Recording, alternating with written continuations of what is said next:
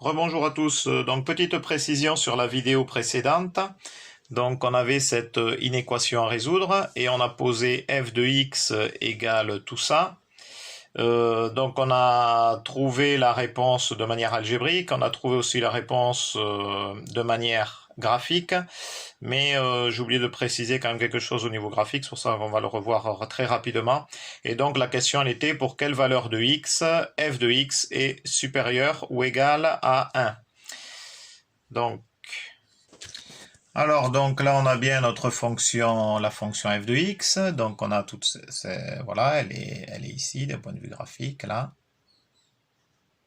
OK.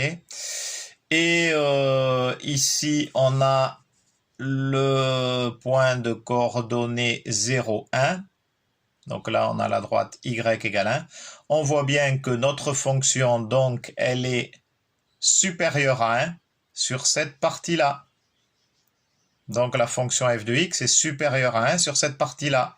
C'est-à-dire au point ici, là, d'abscisse, moins 0,32 ici, moins 0,32 qui correspondait donc à ce qu'on avait trouvé, c'est-à-dire ln de 2 sur moins 2 ln de 3. Donc on voit bien que à partir de ce point-là, donc de moins l'infini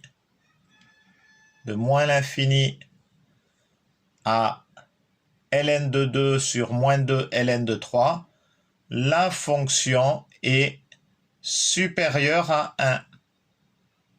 Voilà, elle est bien supérieure à 1. Voilà, c'était cette petite précision que je voulais apporter.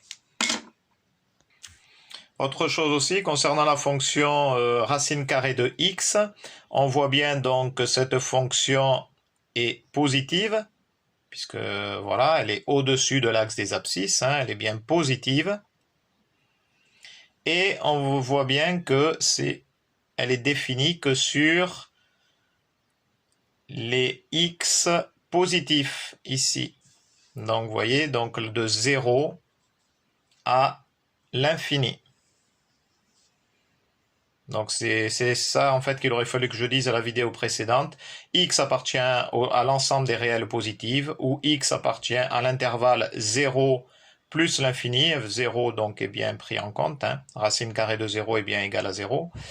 Ou X supérieur ou égal à 0, donc tout ça, ça veut dire c'est la même chose, quoi. Voilà, donc c'était ces petites précisions que je voulais apporter. Merci, à bientôt, Adi chat.